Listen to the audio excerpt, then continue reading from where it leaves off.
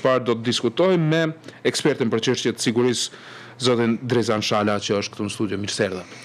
Përshëndetje për ju, për audiencën e juaj, kënaqësi gjithmonë vim aty ku zërin dëgjohet me arsye dhe përgjithësia e informacionit e te kalon edhe kornizat lokale të kuptimin e Kosovës, sepse tematika që i trajton janë tematika që në fakt në pjesën më të madhe të rajonit nuk ndëgjohen në aspektin e arsyes dhe vendosmërisë për të informuar opinionin e gjerë. Faleminderit shumë për këtë vlerësim, ka domethënie të madhe për ne. Në fundit, ajo është misioni jon për të raportuar drejt dhe sakt çfarë edhe radio televizioni ka arritur që të jetë media më besuar në vend. Faleminderit shumë edhe një herë. Zoti Shala, ka pasur media ndërkombëtare që kanë raportuar për mundësinë e reduktimit të KFOR-it në Kosovë, veçanërisht si kërkesë e amerikanëve. Çka do të thënë konkretisht për sigurinë në vendin ton, duke i njohur dhe ditur zhvillimet e kohëve të fundit në raport me Serbinë, por edhe këtë fjalën e presidentit amerikan drejtuar presidentes Kosovës që ta telefonojë nëse ka të lashe me Serbinë.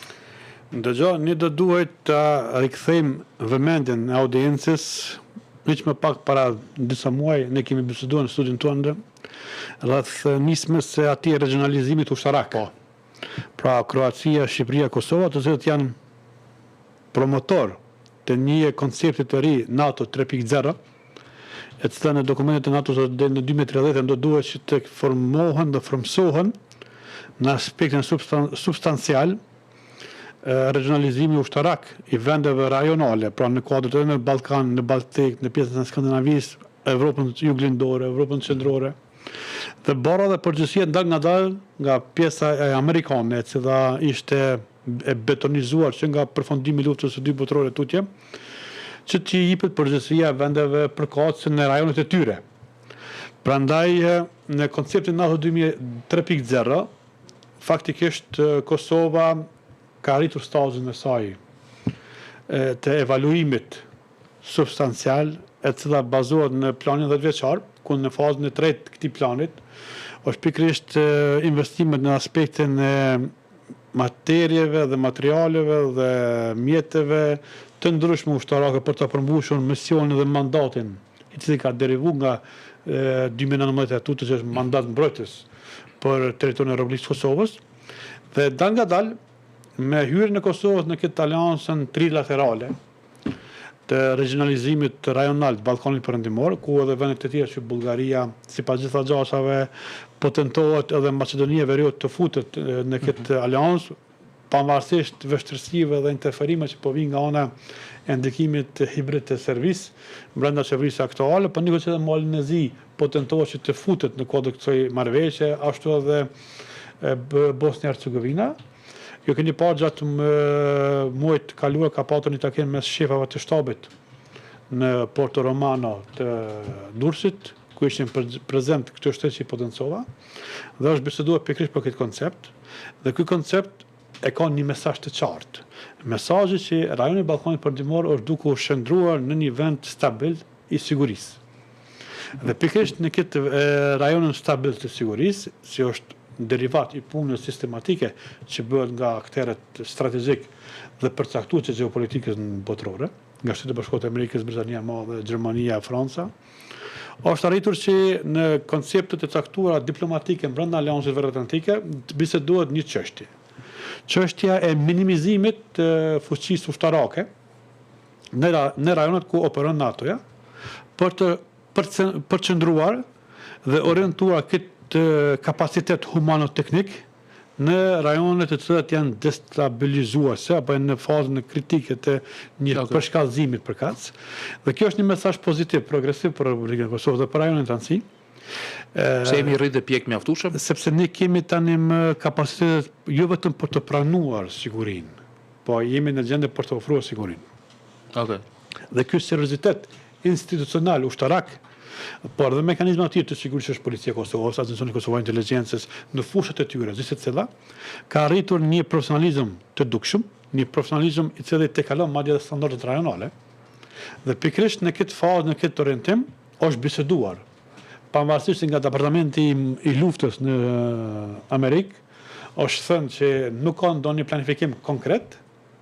por vetëm në fazat e caktuara është menduar, po mund të themi që në kuadrat ministrale se cila është mbajtur këtyre ditëve në kuadrat e Aleancës Veriatlantike, është biseduar që pikërisht dy misionet e saj, KFOR dhe EUFOR në pjesën e Bosnjës së Hercegovinës të ketë një ristrukturim, minimizim të kostos financiar nga Shtetet e Bashkuara të Amerikës për të qenë prezente, sepse Amerika në Kosovë është me rreth 600 pjesëtar të saj. Dhe ju dini që në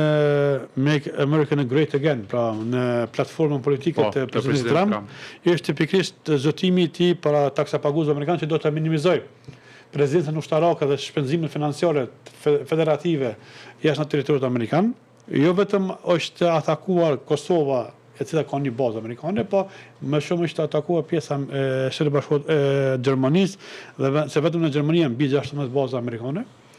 Por që ndryshimet në hapësirat e sigurisë, ndryshimet në klimën e sigurisë, sepse para vetës ne kemi një ndryshim i cili do të atakoj ballkonin perëndimor. Është çështja e dy konflikteve të cilat pashmangshëm tani më po trokasin në derën e sigurisë kolektive të Evropës. Por të do të më pasoj të pyetje konkrete përgjigjes, është çështja e një konflikti të mundshëm në kontinentin afrikan dhe avancimit të konfliktit Ukrainë-Rusi dhe involvimit të aktorëve të tjerë. Ju keni parë gjatë tyre 48 orëve të fundit një parapregaditje që në ditën e nesërme në pjesën e lindjes ketë një invazion apo një veprim ushtarak nga Shtetet e Bashkuara të Amerikës mbi Iranin. Pra gjitha këto lorek e përkufizojnë çështjet e interesit amerikan, që pikërisht në vendet ku paqja dhe siguria është e garantuar tani më, të ketë reduktim. Në anën tjetër, Shtetet e Bashkuara të Amerikës nga koncepti, jashtë konceptit të NATO, sepse Amerika ka dy koncepte, brenda konceptit të NATO dhe jashtë konceptit të saj. Jashtë konceptit të NATO, Shtetet e Bashkuara të Amerikës do të tentojnë pikërisht që të investojnë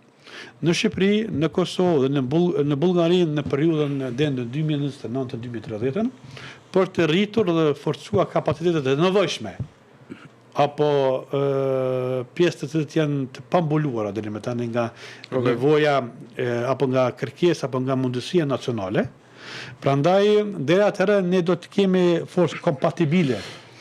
Do të kemi forcë e cila të kalon edhe pritshmëritë e Aleancës Veriatlantike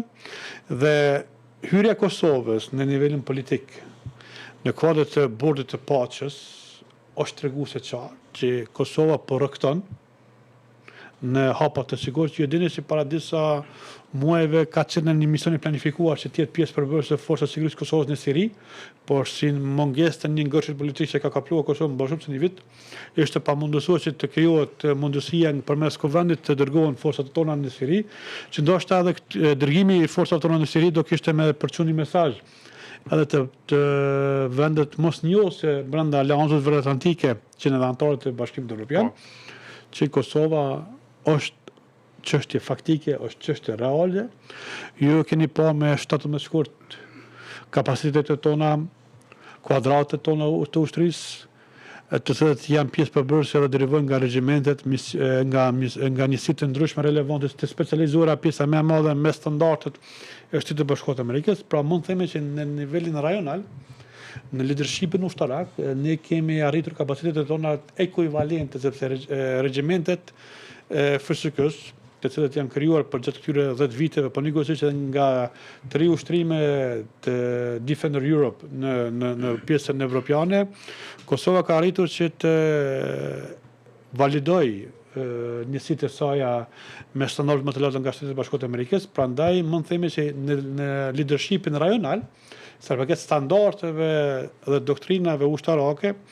si një shtet i sapo formuar, pra si një shtet i dalur nga konflikti dhe një shtet i cili ka krijuar ushtrinë e saj, ka arritur që të arrijë nivelin më të lartë të standardeve dhe sinergjia e veprimeve, sinkronizimi i veprimeve me Shqipërinë e ka forcuar më tutje, sepse Kosova ka përfituar edhe nga antarësimi i Shqipërisë në NATO, sepse trajnimet, bashkërendimi i edukimit sistematik në gjitha nivelet mes forcave të armatosura të Republikës Shqipërisë dhe forcave të sigurisë së Kosovës, ka krijuar që FSK-ja të marrë informacionet, literaturën më të updateuar e cila përdor në vendet e NATO-s, që Shqipëria është derivan nga marrëveshja saj edhe me Republikën e Kosovës, pa kanë një marrëveshje strategjike. Dhe kjo e ka pru situatën të tillë që Kosova tani me përmes bordit të paqes të mundësoj që kuadratët të saja, njësitë relevante të kërkuara nga Shtetet e Bashkuara të Amerikës në misionet përkatëse të mund të dislokoj. Sepse unë them, me përgjithësitë e plotë në bazë të asaj çka e ndjekëm në mënyrë sistematike, Kosova, ushtria e saj është më adekuata që të jetë pjesë përbërëse këtyre misione, sepse oficerët, nënoficerët, ushtarët tanë janë përgatitur mirë. Kanë kaluar nga një shtet në luftë, kanë krijuar institucione, kanë një trashëgimi të gjendjes faktike në vendet të dalën nga luftrat, dhe pikërisht atë provoj 26 vjeçare, 27 vjeçare, ne mund të afrojmë pikërisht në misionin e paqes në Gaza. Ja, dhe ministri i mbrojtjes e Jug Maqedonci për 21-shin ka thënë se FSK është e përgatitur me standardet NATO-s, derisa ka folur edhe për angazhimin e forcës sigurisë me themelimin e forcës stabilizuese për Gazën. E lexoj deklaratën e tij shpejt. Forca e Sigurisë Kosovës normalisht që është një forcë profesionale përgatitur, mund të themi, me standardet e NATO-s dhe e gatshme për të zbarkuar në misione paqëruese. Dihet që njëra nga 3 detyrat kryesore të Forcës së Sigurisë Kosovës është zbarkimi në mbështetje të paqes kudo në botë, krah partnerëve dhe aleatëve tanë. Kjo vije natyrisht pasi që atje në Shtetet Bashkuara të Amerikës është dhënë zotimi nga presidenti Osmani. Edhe shpejt, komandanti i Forcës Ndërkombëtare Stabilizimit në Gaza, Jasper Jeffers, ka bërë ditur se Kosova është zotuar për Gazën. Thot, Indonezia, Maroko, Kazakistani, Kosova dhe Shqipëria janë 5 shtetet e para që kanë dhënë zotimin pra për forcën në Gaza. Çka do të thënë kjo për Kosovën, përtej kësaj që e the deri më tash dhe e ndërlidh patjetër edhe me telefonatën, çështjen e telefonatës, si lexohet në Serbi konkretisht? Pikërisht pjesa e parë është çështja e asaj që në kuadër të këtyre shteteve që kanë zotuar që të dërgojnë komponentet e tyre ushtarake në nëmbredhjen e Shtetit Bashkuar të Amerikës dhe Bordit të Paqes, Forca e Sigurisë së Kosovës, ushtria e Kosovës do të jetë pjesë përbërëse e shtabit udhëheq ushtarak. Pra, sipas gjitha gjësa do të ketë një rol jo periferik, do të ketë një rol aktiv në kuadrët të saj. Ju dini që në kuadrët të përgatitjeve operacionale të Forcës së Sigurisë së Kosovës, ushtrisë së Kosovës, janë disa segmente të avancuara madje të nivelit të lartë. Ju dini çështjen e veprimeve në kërkim shpëtim, Forca e Sigurisë së Kosovës tani më është lidere në ofrimin e këtyre trajnimeve,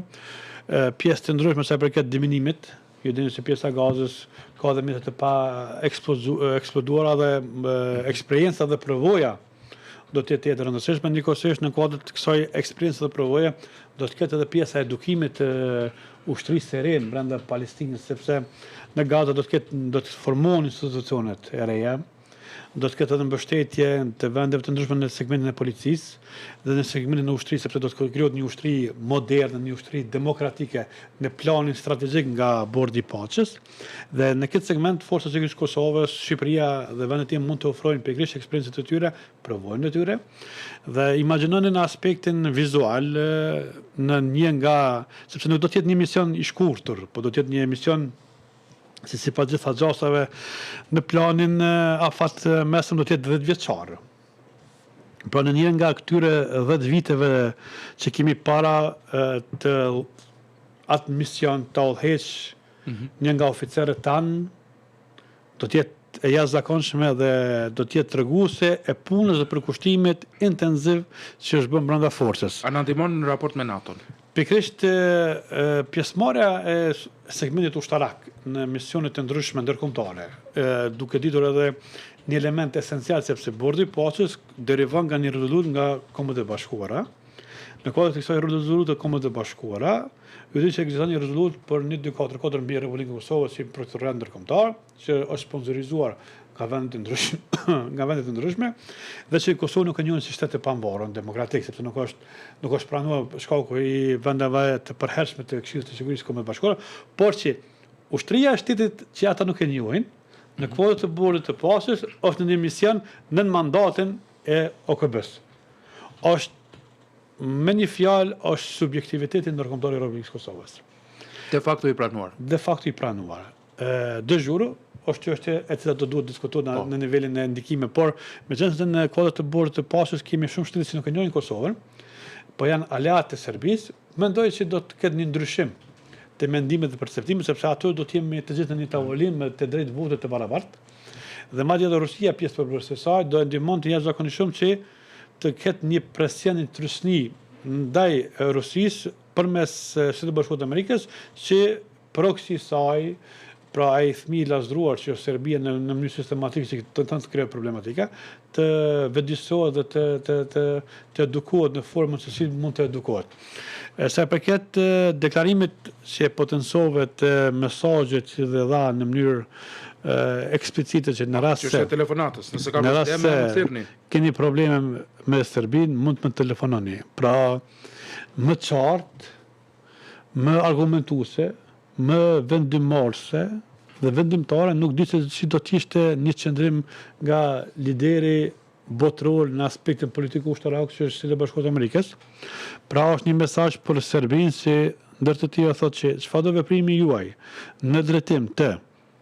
cënimit të sigurisë nacionale të Republikës Kosovës do të ballafaqoheni me ne, me mu personalisht. Ju dini se presidenti Trump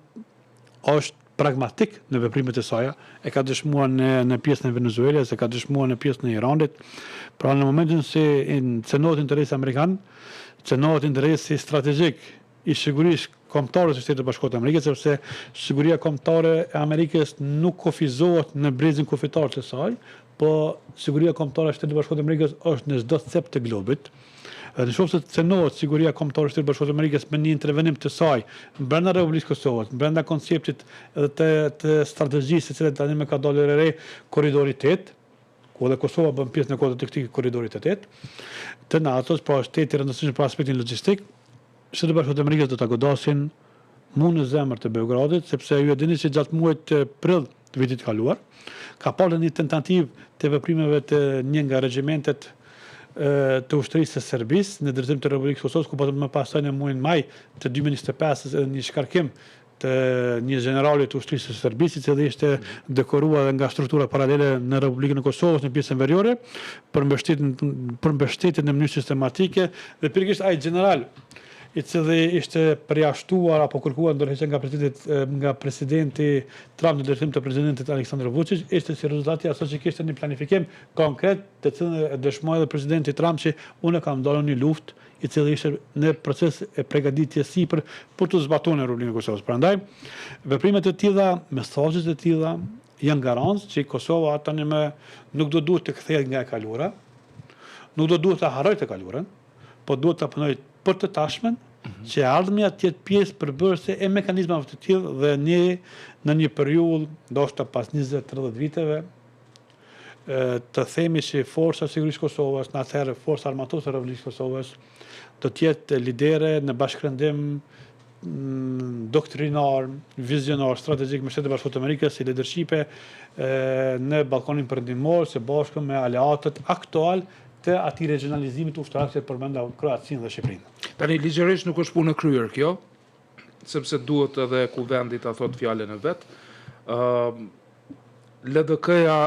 sikur e ka bërë të qartë, për po ja tash kemi edhe deklaratën e zotit Hamza,